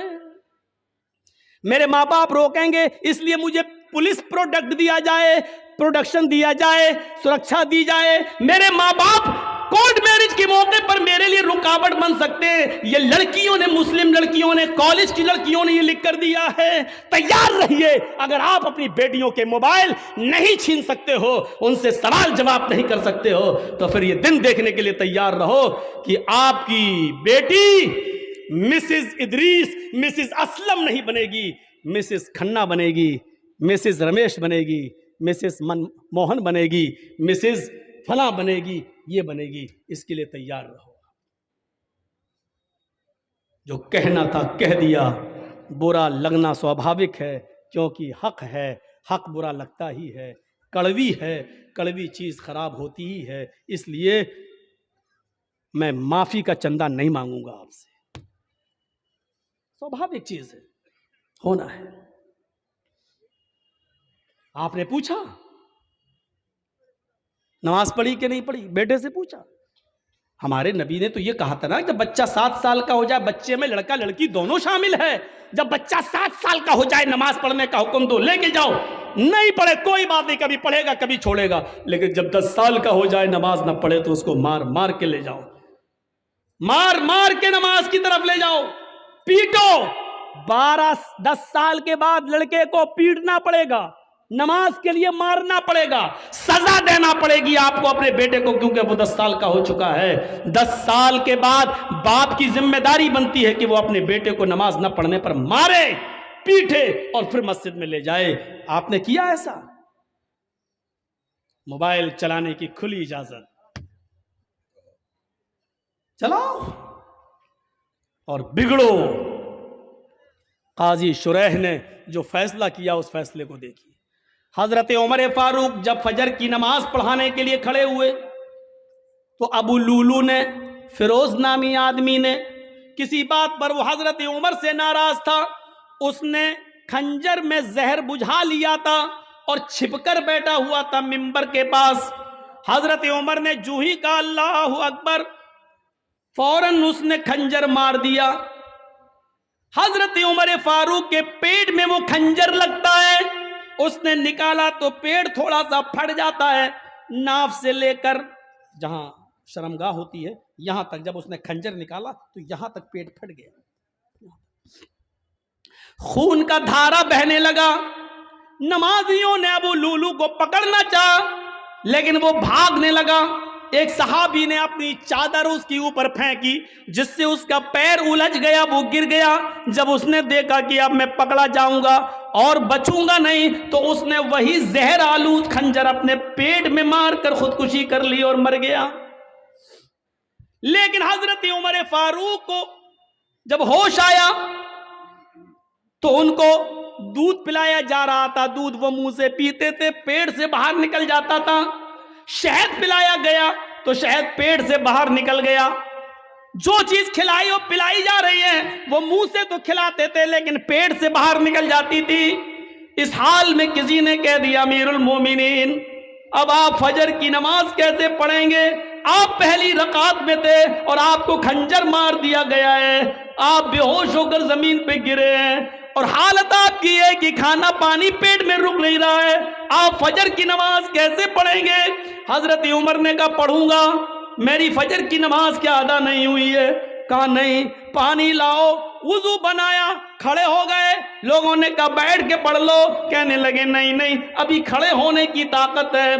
खड़े होकर 2 रकात नमाज पढ़ी और नमाज पढ़ने के बाद फरमाया लोगों अगर ये हालत किसी और की हो जाए, खाना पानी भी पेट से निकलने लगे, इस हाल में भी अगर नमाज का टाइम हो जाए, नमाज का वक्त हो जाए और उस आदमी को होश हो तो नमाज इस हाल में भी पढ़ना पड़ेगी। अगर इस हाल में होश है, पेट फट जाने के बावजूद, खाना पानी पेट से निकलने के बावजूद अगर होश है और नमाज नहीं पढ़ता है तो ला हज़्ज़ा फिल इस्लामी लिमन तरक अस्सलाह, तो ऐसे आदमी का इस्लाम में कोई हिस्सा नहीं है। इस हाल में नमाज ना पढ़े तो इस्लाम में हिस्सा नहीं है। जो तंदुरुस्ती में नमाज ना पढ़े वो मुसलमान बना बैठा है। कितने बड़े कभी किसी को खड़ा करके पूछो क्या नाम है? ज़ियाउल हक, हक की रोशनी। अच्छा नमाज पढ़ी थी ईशा की? नहीं मौलाना साहब। ज़ियाउल हक नमाज पढ़ी? नहीं। इस हाल में नमाज माफ नहीं है। नमाज तो है ही नहीं माफ। जर्जी साहब को मोदी के योगी के कुछ गुंडे पकड़ लें, कुर्सी पे लेके हाथ पैर बांध दें, इसी बीच अजान की आवाज आ रही हो अल्लाहु अकबर अल्लाहु अकबर, जर्जी साहब एक बार कहेंगे साहब लिंचिंग करने वालों मुझे मार रहे हो मार देना, लेकिन मुझे 2 रकात नमाज पढ़ लेने दो। छोड़ते हैं तो ठीक, नहीं छोड़ते हैं तो कुर्सी पर बंदे बंदे हमें नमाज पढ़ना पड़ेगी। वुजू के लिए पानी दे दो, नहीं देते हैं तो नियत से वुजू करना पड़ेगा। अल्लाह वुजू के लिए पानी नहीं है, मैंने वुजू की नियत कर ली है, ये वुजू की नियत ही हमारे लिए वुजू होगी। उनसे कहा जाएगा कि साहब मेरा चेहरा किबले की तरफ कर दो, अगर वो करते हैं तो ठीक है, नहीं करते हैं तो नियत करना पड़ेगी। हाँ मेरा चेहरा खुला होता तो किबले की तरफ करता, लेकिन मैं बंधा हुआ हूं इसलिए मैं इसी तरफ रुक करके नमाज पढ़ रहा हूं। आय अल्लाह तू किसी किबले का मोहताज तो नहीं है, तू मेरी दिल की नीयत अच्छी तरीके से जानता है। लइसल बिर्रन तुवल्लु वुजूहकुम क़िबलल मशरिक़ मगरिब, ये आयत आपके जहन में आनी चाहिए। लेकिन नमाज इस वक्त भी पढ़ना पड़ेगी। किबले की तरफ चेहरा नहीं है कोई बात नहीं, जहां तुम्हारा चेहरा है उस तरफ कर लो। अल्लाहु अकबर कहकर हाथ नहीं उठ रहे हैं बन रहे हैं तो जबान से अल्लाहु अकबर कह लो। वुजू के लिए पाबंदी है, पानी नहीं दिया जा रहा है तो नियत वुजू से कर लो। चेहरा किबले की तरफ नहीं करने दिया जा रहा तो जहां चेहरा है वहीं कर लो और अल्फाज अदा करते रहो। लेकिन नमाज इस हाल में भी पढ़ना पड़ेगी, जबकि मालूम है कि मौत हमारे सर पे मुंडला रही है, लेकिन इस हाल में भी नमाज तुम्हारे ऊपर माफ नहीं है। नमाज का वक्त हो गया है, आपको इस हाल में नमाज पढ़ना पड़ेगी। ये सख्ती है इस्लाम में, लेकिन नरमी भी तो है। वुजू के लिए पानी नहीं मिल रहा तो ये नहीं कहा गया नहीं रस्सी तोड़ो कुर्सी तोड़ो लेकिन लाओ पानी, नहीं नहीं है, नियत कर लो। ये आसानी भी तो है, किबले की तरफ चेहरा नहीं करने दिया जा रहा, कोई बात नहीं, जहां चेहरा उसी तरफ रुक करके नमाज पढ़ो। हाथ नहीं उठ रहा है कोई बात नहीं, ऐसे ही पढ़ो, जबान से जुमले अदा करो लेकिन करो। यही तो इस्लाम है, और क्या है इस्लाम। कुछ मसले ऐसे हैं, एक शख्स आया हमारे पास, मौलाना साहब मैं 25वें रोजे को इस्लाम लाया हूं, मुसलमान हुआ हूं, तो मुझे तो 5 ही रोजे मिले हैं, मैंने रख लिए हैं, तो क्या जो 25 रोजे मेरे छूट गए हैं क्या वो मुझे रखना पड़ेंगे? मैंने कहा तुम्हारे कहां छूटे हैं? गया पानी है, उड़ता हुआ आया सीधे चला गया। बहुत अच्छा नाश्ता खिलाया आप लोगों ने। चलिए अब सुनिए मसला। एक शख्स 25 तारीख को 25वें रोज़े को इस्लाम लाता है। मान लीजिए कोई गैर मुस्लिम है, हिंदू है, ईसाई है, क्रिश्चियन है, यहूदी है, जैनी है। 25 रोज़े को अगर मुसलमान होता है तो क्या 25वां रोज़ा मुसलमान हुआ, 25 छूट गए, 24 रोज़े छूट गए, तो अब उसको कितने मिल रहे हैं? 25, 26, 27, 28, 29 और 30 का चांद हुआ तो 30, 5-6 रोज़े मिल रहे हैं। तो शरीयत ये कहती है कि जितने मिल रहे हैं उतने ही रखेगा वो। जो उसके छूट गए हैं वो उसके थोड़ी छूटे हैं, क्योंकि वो मुसलमान था ही नहीं, उस पर उस वक्त इस्लाम के कानून नाफिज हो ही नहीं रहा था, उसने कलमा ही नहीं पढ़ा था। कलमा तो उसने 25वें रोजे को पढ़ा है, इसलिए जितने रोजे बाकी हैं वो रखेगा और जो छूट गए हैं 24-25 वो नहीं रखेगा, क्योंकि उस वक्त वो मुसलमान था ही नहीं जब रमजान का महीना आया। पहली चीज। दूसरी चीज एक और सुनिए। मान लीजिए 5:30 बजे आपके यहाँ रोजा इफ्तार होता है, सूरज 5:30 बजे डूबता है और कोई शख्स 5 बजे इस्लाम ला रहा है, 25वां रोजा है, 5 बजे इस्लाम लाया, जर्जिस्तान में इस्लाम, अशहदु अल्ला इलाहा इल्लल्लाह व अशहदु अन्ना मुहम्मदन अब्दुहु व रसूलुहु, 25वें रोजे को 5 बजे इस्लाम लाया है, उसका रोजा यहीं से शुरू हो गया है। अभी जो 5 बजे तक जो उसने खाया पिया वो सब माफ, क्योंकि उस वक्त तक उसके ऊपर इस्लाम नाफिज था ही नहीं, वो मुसलमान नहीं था, इसलिए वो सब नहीं। 5 बजे इस्लाम लाया है तो 5 बजे से ही उसका रोजा शुरू हो गया, इस्लाम के कानून उसके ऊपर नाफिज हो गए और 5:30 बजे वो रोजा खोल लेगा और उसका ये रोजा पूरा माना जाएगा। 25वां रोजा आधा घंटा रखा लेकिन पूरा 25वां रोजा माना जाएगा। अब 25वां जोड़ा जाएगा, 26वां रखेगा, 27वां, 28वां, 29वां, 30वां ये रखा जाएगा, और इससे पहले जो छूट गए वो के एक भी उसको नहीं रखना पड़ेंगे, क्योंकि उस वक्त तक वो मुसलमान नहीं था। इन मसलों को जहन में रखिए, ये छोटे छोटे मसले हैं, अपने जहन में इन मसलों को रखिए और याद करिए। इसीलिए कहते हैं कि कुछ दीनी तालीम भी सीख लीजिए, इंग्लिश मीडियम के साथ साथ अंग्रेजी तालीम के साथ साथ कुछ दीन के मसले भी सीखा कीजिए। तो 25वें रोजे को इस्लाम लाया, 25 खत्म, वो नहीं रखे जाएंगे। जितने बजे से लाया उतने बजे से उसका रोजा शुरू हो गया है, उतने बजे से, और जब इफ्तार होगा तो इफ्तार करेगा और वो रोजा उसका पूरा माना जाएगा। तो वला ततरुकन्न सलातन मक्तूबतन मुतअम्मिदन, फर्ज नमाज कसदन जानबूझकर नहीं छोड़ना है, इसलिए कि जिस कौम के अंदर फर्ज नमाज जानबूझकर छोड़ दी जाती है फकत बरियत जिम्मतुल्लाह, अल्लाह के नबी कहते हैं कि अल्लाह की जिम्मेदारी उसके ऊपर से उठ जाती है, फिर वो मरे कटे कहीं भी जाए फिर अल्लाह रब्बुल आलमीन की कोई जिम्मेदारी नहीं रहती है। फकत बरियत मिन्हु जिम्मतुल्लाह, अल्लाह के जिम्मे से यह आदमी निकल जाता है। 3 चीजें हो गई, 3 चीजें याद है ना? शिर्क, माँ बाप की नाफरमानी और फर्ज नमाज का सदन जानबूझकर न छोड़ना।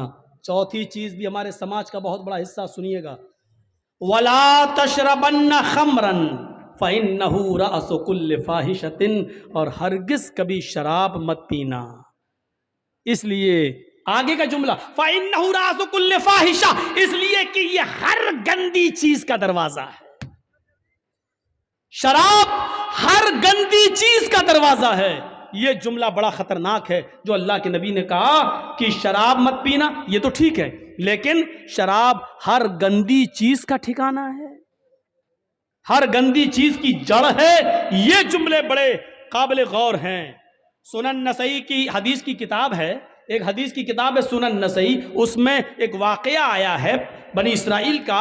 उस जमाने में एक बहुत बड़ा नेक आदमी रहता था, बहुत बड़ा नेक आदमी, पक्का सच्चा नमाजी और आबिद, इबादत गुजार, तहज्जुद गुजार, सारी इबादतें करता था, नेक आदमी। लेकिन उस जमाने में उसके गांव की एक औरत बेवा हो चुकी थी, उसका आदमी मर चुका था। उस औरत की नजर उस नेक आदमी के ऊपर थी कि इसको किसी तरह अपने घर बुलाया जाए और इसके साथ जिना किया जाए।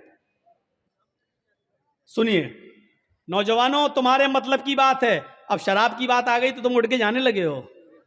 सुनो सुनो, इबरत लो। तो उस औरत ने अपनी लौंडी से, अपनी खादिमा से कहा कि बहाने से उस नेक आदमी को, उस इबादत गुजार को बुलाओ और कह दो कि किसी मामले में हमारी मालिकन को गवाही लेनी है तुमसे। बेचारे को बुलाया गया, वो नेक आदमी, और सुनो, तहज्जुद गुजार, नमाजी, 5 वक्त का इबादत गुजार, वो आदमी इसलिए आ गया कि उस औरत को किसी मामले में हमारी गवाही चाहिए। जो सच्ची गवाही होगी मैं दे दूंगा, जो मालूम होगा वो मैं बता दूंगा, और जो नहीं मालूम होगा उससे मैं इज्तिनाब कर लूंगा। ये शख्स नेक इबादत गुजार वहां जाता है, और जाने के बाद उस लौंडी ने एक दरवाजा खोला। दरवाजा जैसी अंदर गई, उनको लेकर ये दरवाजा बंद हो जाता है। वो कहती है अगले वाले दरवाजे में चलो।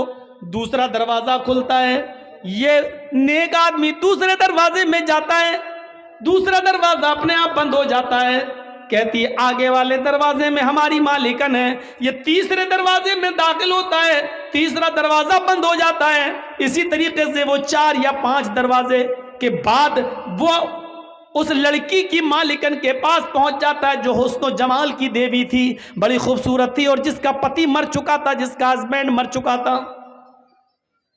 क्या देखता है ये नेक आदमी, ये इबादत गुजार आदमी, उस औरत के पास एक खूबसूरत लड़का भी बैठा हुआ है, छोटा सा बच्चा है, तकरीबन 5-6 साल की, 7-8 साल की उम्र होगी, इससे ज्यादा नहीं। खूबसूरत बच्चा उसके पास है, और शराब का एक प्याला भी उसके पास रखा हुआ है, और छुरी भी रखी हुई है। इस औरत ने कहा देखो, मैंने किसी गवाही अवाही के लिए तुम्हें नहीं बुलाया है, मैंने तुम्हें सिर्फ इसलिए बुलाया है कि उदनु मिन्नी, मेरे करीब होइए और मेरे साथ जिना कीजिए, मुझे तुमसे अपनी प्यास बुझानी है। इस आदमी ने अपने दोनों हाथों को कान पे रखा और कहने लगा वल्लाह ये काम मुझसे नहीं हो सकेगा, तुम्हें मालूम है कि मेरी पूरी जिंदगी इबादत में गुजर गई है, मुझे धोखे से यहां बुलाया गया है। उस औरत ने कहा हाँ, यही समझो कि मुझे धोखे से बुलाया गया है, मैंने आपको बुलाया है। अब आपके पास 3 ऑप्शन है, उनमें से एक काम करिए आप, नहीं तो जिंदा नहीं जा सकते आप यहां से। पूछने लगा कि दूसरा ऑप्शन बताओ। उसने कहा मैं 2 ऑप्शन और देती हूं, या तो मेरे साथ जिना कीजिए, जिना नहीं कर सकते तो ये छुरी उठाइए, इस खूबसूरत जो बच्चा बैठा 7-8 साल का, इस बच्चे को कत्ल कीजिए, या तो मेरे साथ जिना कीजिए या इसके साथ इसको कत्ल कीजिए। उसने कहा कत्ल भी बहुत बड़ा गुनाह है, मैं ये भी नहीं कर सकता। फिर उसने कहा कि अगर कत्ल भी नहीं कर सकते हो तो फिर ये शराब का प्याला जो रखा हुआ है, शराब के प्याले को पी लीजिए। उसने जब देखा कि मेरे बचने का कोई रास्ता नहीं, तो वही मामला था, बड़े गुनाह से बचने के लिए छोटा गुनाह कर लिया जाए, अपनी जान को बचाने के लिए। यहां तो शिर्क करने को भी नहीं कहा जा रहा है, सिर्फ शराब पीने के लिए कहा जा रहा है। चलो, जिना करने से और कत्ल करने से बेहतर है कि शराब का प्याला उठाकर पी लिया जाए। लिहाजा इस नेक आदमी ने शराब का प्याला उठाकर पी लिया। शराब का प्याला उठाकर पी लिया तो इसको थोड़ा मजा आ गया। शराब का जैसे ही हल्का सा गुनूद की तारी हुई, उस औरत ने दूसरा प्याला शराब का भर दिया, कहा कि एक और पी लो। उसने कहा जब एक पी लिया है तो दूसरा पीने में क्या। उसने दूसरा भी पी लिया, उसने एक और पिलाया, उसने तीसरा भी पी लिया, और फिर शराब के नशे में धुत होकर उसने उसके हाथ में छुरी पकड़ा दी। यह आदमी शराब के नशे में था, इसलिए शराब तो पी चुका था, इसने उस बच्चे को कत्ल भी कर दिया। शराब के नशे में आकर उस लड़के को, जो 7-8 साल का बच्चा था खूबसूरत, उस बच्चे को इसने कत्ल भी कर डाला। और फिर शराब के नशे में उस औरत ने उसके दोनों हाथ पकड़ के अपने ऊपर उसको सवार कर लिया, और इसने शराब के नशे में उस औरत के साथ जिना भी कर डाला। गौर कीजिए, एक गुनाह करवाया जा रहा था उससे कि तू मेरे साथ जिना कर, लेकिन इसने जिना से बचने के लिए कहा कि नहीं, अल्लाह से डराया, कयामत से डराया, जहन्नम से डराया, लेकिन उस औरत के ऊपर जिना का भूत सवार था। उसने कहा अगर जिना नहीं करते हो तो कत्ल करो। कत्ल भी करने से इनकार कर दिया तो कहा शराब पियो, और जब शराब पी तो शराब पी के कत्ल भी कर डाला और जिना भी कर डाला। अल्लाह के नबी ने क्या फरमाया? शराब मत पिया करो, इसलिए कि शराब तमाम बुराइयों की जड़ है। मेरे भाइयों, न शराब पिया होता, न कत्ल किया होता, न जिना। शराब ने उससे कत्ल भी करवा दिया और जिना भी करवा दिया। फिर यह आदमी मेरे भाइयों जिंदगी भर शराबी बन गया है, गलियों में घूमता फिरता और लोगों से शराब की भीख मांगता फिरता। यह एक जन्नती आदमी था, लेकिन एक बार शराब पीने के बाद इसकी दिल की दुनिया बदली और इस हाल में मरा कि मरते वक्त भी ये शराब की बोतल मांग रहा था, शराब का प्याला मांग रहा था, शराब मांग रहा था। और फिर आखिर शराब नहीं मरा, नहीं मिली और ऐसे ही मर जाता है। अंदाजा लगाइए कि एक प्याले शराब ने इस आदमी की जिंदगी को कैसे बदल दिया, एक जन्नती इंसान को जहन्नमी इंसान कैसे बना दिया। इसलिए अल्लाह के नबी ने फरमाया वला तशरबन्न खमरन फइन्नहु रासु कुल्ल ज़ंबिन कुल्ल फाहिशतिन, हर गंदी चीज की जड़ है ये शराब। नौजवानों, इस शराब को तुम हाथ मत लगाया करो, छोड़ दो इस शराब को। एक अंसारी ने दावत की मदीने के अंदर, हजरत अली की, अब्दुर्रहमान इब्न औफ की और बहुत से सहाबा की। जब दावत कर दी, उस जमाने में शराब हराम नहीं हुई थी, शराब की हुर्मत का ऐलान नहीं हुआ था। उस अंसारी ने सबको खाना खिलाया और खाना खिलाने के बाद शराब का जाम भी पिलवा दिया।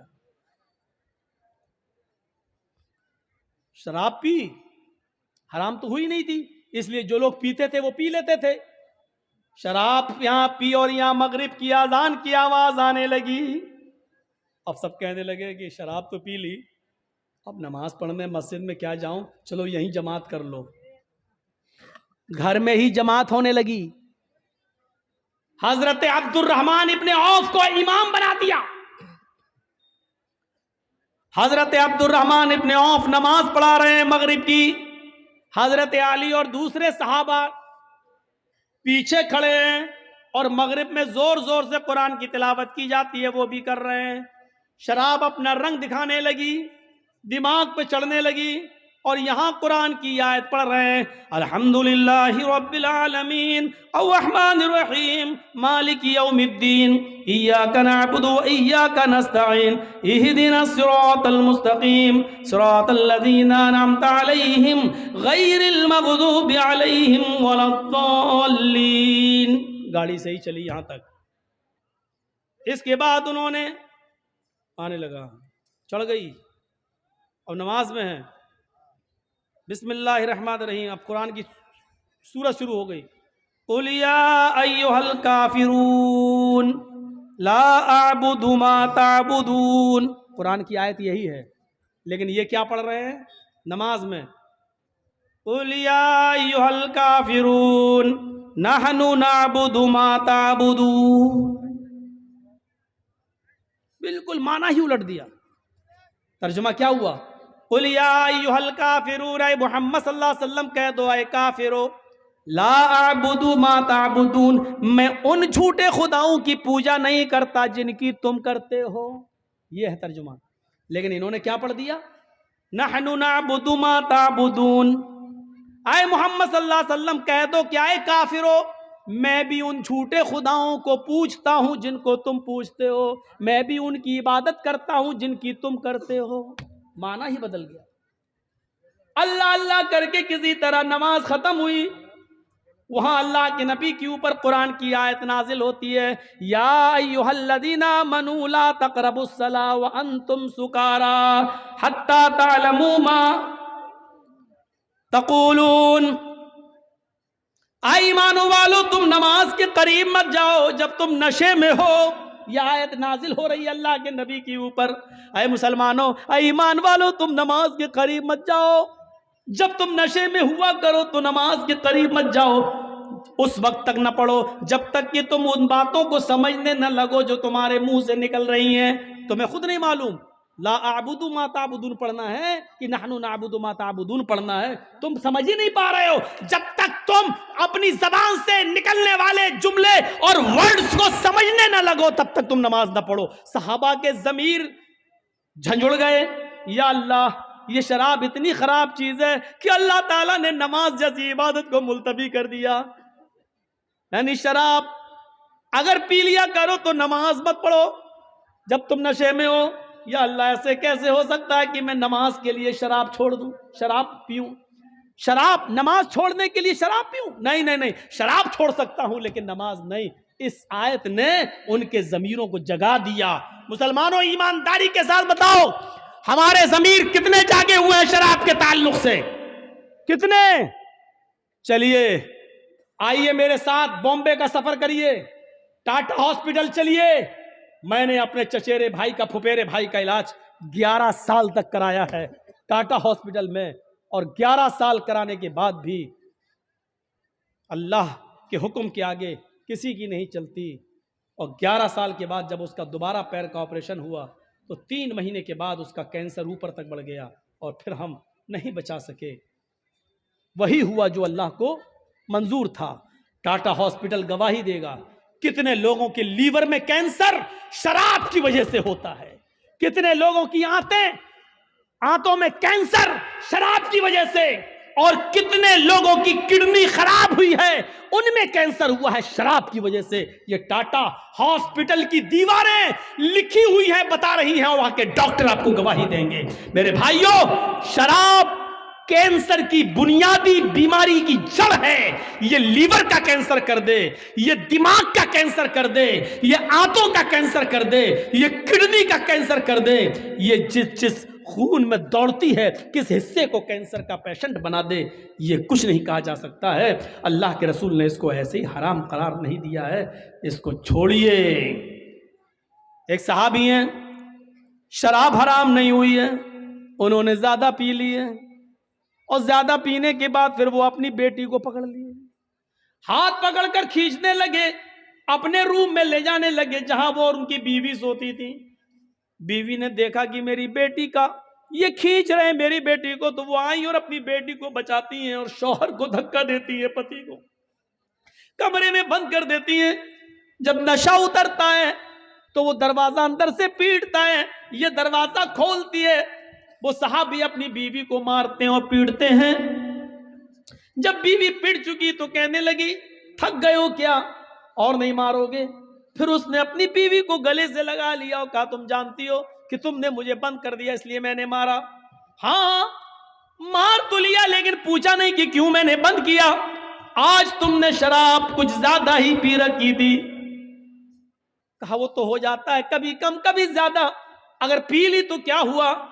नहीं मेरे हस्बैंड, नहीं मेरे पति, आपने आज इतनी पी ली कि आप बीवी में और बेटी में अंतर नहीं कर सके, फर्क नहीं कर सके। आपने अपनी बेटी का हाथ पकड़कर खींचना शुरू कर दिया, उसके साथ गंदा काम करने का इरादा कर लिया। अगर मैं वक्त पर ना आती तो बेटी की इज्जत लुट जाती, बेटी की इज्जत तार तार हो जाती। साहबी ये जुमला सुनते हैं, आंखों में आंसू आ जाते हैं, सारों की तार रोते हैं, आसमान पे नजर डालते हैं कि अल्लाह यही जुमले सुनने के लिए तूने मुझे जिंदगी दी है, क्या यही मुझे सुनना बाकी रह गया था? ये जमीन फट जाती, मैं जमीन में धंस जाता, आज के बाद कौन सा चेहरा लेकर मैं अपनी बेटी के सामने आऊंगा? फिर कहने लगे, अल्लाह तू गवाह रहना, आज के बाद मैं शराब को हाथ नहीं लगाऊंगा। जब शराब हराम नहीं हुई थी, शराब पीने की गुंजाइश मौजूद थी, जब हराम नहीं हुई थी तो लोग इसका नुकसान देखकर हमेशा छोड़ने की नीयत कर लेते थे, कसम खा लेते थे कि हम इसको हाथ नहीं लगाएंगे।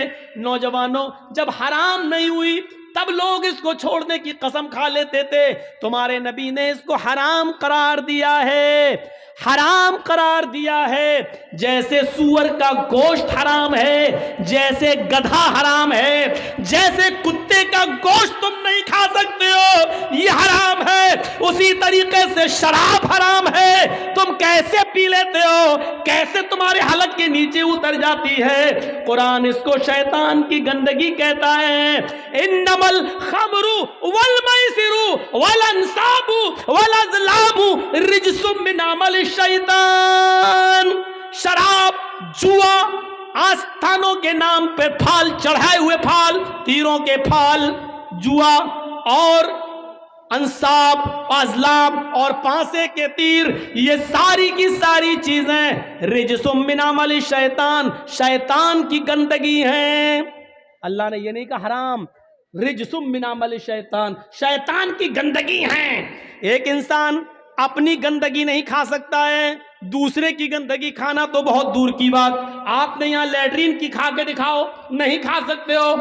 आप अपनी गंदगी नहीं खा सकते हो, दूसरे की तो बहुत दूर की बात। अल्लाह ने कहा ये सब चीजें हराम नहीं, रिजसुम मिन अमल शैतान, शैतान का पायखाना है, शैतान की गंदगी है, शैतान की लैट्रीन है। खाओ, कितना खाओगे? अल्लाह ताला ने इसको शैतान की गंदगी करार दिया है। रिजसुम मिन अमल शैतान, ये शैतान की गंदगी है, शैतान की गंदगी। मेरे भाइयों जरा तसव्वुर करो, मुफस्सिरीन ने लिखा है हराम की जगह पर यहां अल्लाह ने रिज्स क्यों इस्तेमाल किया, ताकि आदमी के माइंड में, दिमाग में रहे कि जब अपनी गंदगी नहीं खा सकते हैं तो शैतान की गंदगी। यानी जितनी आप गंदगी से, पायखाने से, लैट्रीन से नफरत करते हो, उससे कहीं ज्यादा शराब से नफरत करनी चाहिए, लेकिन हम नहीं करते।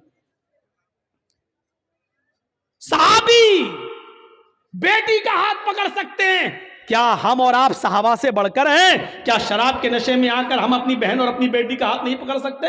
और अल्लाह के रसूल ने तो कहा है, कयामत की निशानियों में से एक निशानी ये बताई, ला यातियन्ना अला उम्मती मा अता अला बनी इसराइल, बनी इसराइल ने जो किया वो मेरी उम्मत भी करेगी। हज़वन नाली बिन नाल, जैसे पैरों में पहनने वाले जूते बराबर होते हैं, मेरी उम्मत में और बनी इसराइल में कोई फर्क नहीं होगा। यहां तक कि अगर उनमें से हत्ता इनकान मिनहुम मन अता अला उम्मी अलानियतन, अगर उनमें से किसी एक ने अपनी मां के साथ जिना किया होगा तो मेरी उम्मत में लकाना फी उम्मती मैं यसनाउ ज़ालिक, तो मेरी उम्मत में भी माँ, बहन और बेटी के साथ जिना करने वाले लोग पैदा होंगे। ये माँ और बहन बेटी के साथ जिना कहाँ कैसे होगा? यही शराब है जिसका नशा हमें अपनी बहन के साथ जिना करने पर मजबूर करेगा, हमें अपनी बेटी के साथ जिना करने पर मजबूर करेगा। कौन नौजवान होगा जो शराब के नशे में अपनी बेटी, अपनी बहन और अपनी मां के साथ जिना करे? कैसा बेगैरत होगा वो। और यहां तक पहुंचाने वाली चीज होगी शराब। क़ुदामा इब्न मज़ऊन ने बुढ़ापे में बहुत ही मजबूरी में, जब उनको दर्द बंद नहीं हो रहा था, जब उनके दर्द बंद नहीं हो रहा था, शदीद दर्द से कराह रहे थे, तो मजबूरी में उन्होंने शराब उठाई और 2-4 घूंट इसलिए पी लिए कि हमें नींद आ जाएगी और कल सुबह किसी हकीम को, किसी तबीब को दिखा देंगे।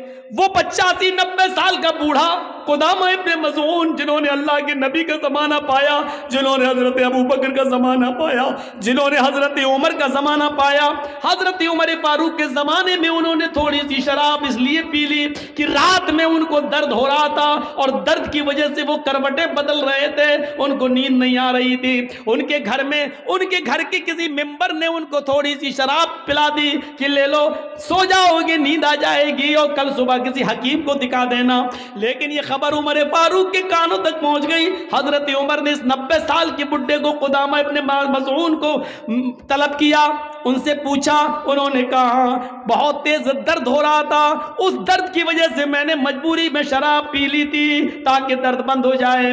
हजरत उमर ने कहा अफसोस है कि तुमने मजबूरी में पी, लेकिन मोहम्मद रसूलुल्लाह ने शराब मजबूरी में भी पीने की इजाजत नहीं दी है। हमें कोई ऐसी चीज नहीं मिलती कि बीमारी में या मजबूरी में अल्लाह के नबी ने कभी शराब किसी को पिलाई हो। आए क़ुदामा, तुम्हें कोड़े मारे जाएंगे। सारे सहाबा कहते करते हैं, आप इतने बूढ़े आदमी को कोड़े कैसे मार सकते हैं?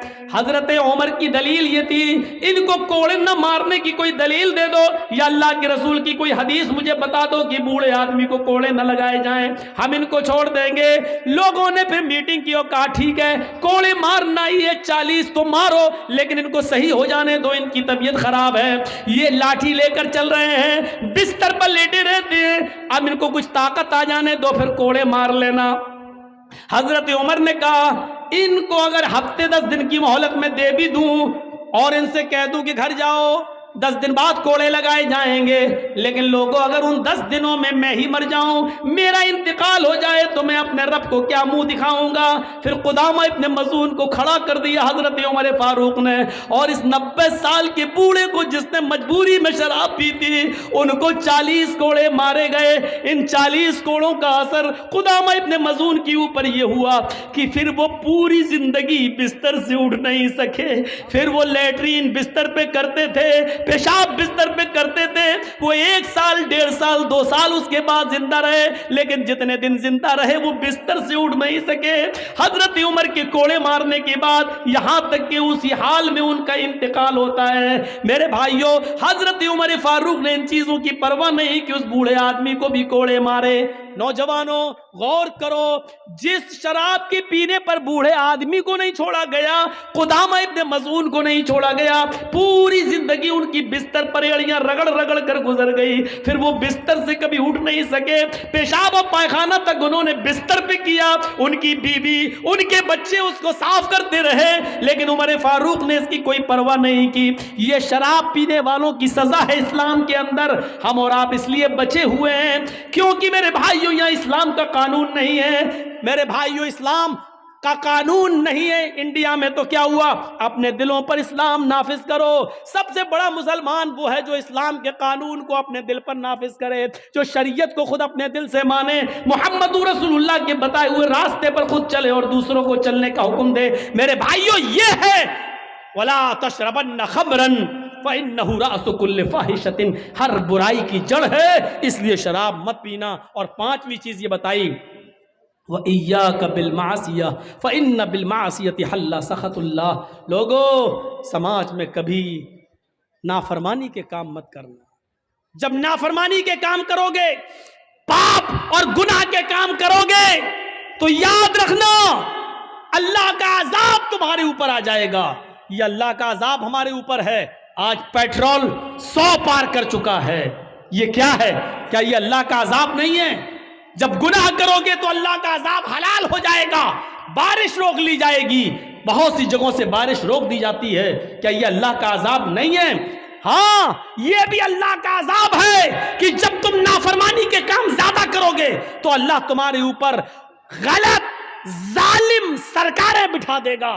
आज भारत को जालिम आदमी मिलता है, हिटलर मिलता है, हज्जाज इब्न यूसुफ की तरह एक जुल्म करने वाला इंसान मिलता है जो 750 किसानों के मरने के बाद 2 मिनट का मौन नहीं रख सकता है, उनको सांत्वना नहीं दे सकता है, उनके लिए 2 प्यार के शब्द नहीं बोल सकता है। जब एनआरसी और सीए पर मुसलमानों को गोलियों से मारा जा रहा था तो उनके लिए एक रहम का लफ्ज उसकी जबान से नहीं निकल सकता है। यह हमारी नाफरमानी का नतीजा है। जब तुम गुनाह करोगे तो हम तुम्हारे ऊपर जालिम और जाबिर हुक्मरान बिठा देंगे। ये अल्लाह का अज़ाब नहीं तो और क्या है हमारे ऊपर।